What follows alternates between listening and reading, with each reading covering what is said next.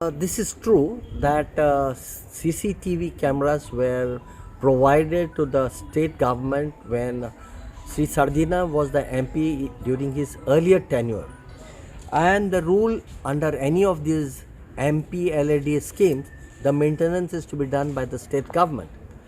It is totally failure on the part of the state government as well as the municipal council not to maintain these CCTVs.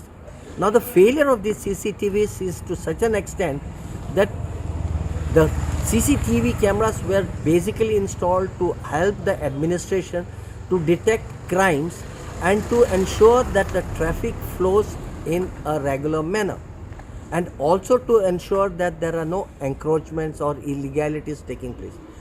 Having these CCTVs not functional, it has put the administration and especially the police into such severe difficulties that whatever crimes that take place, they are not in a position to do.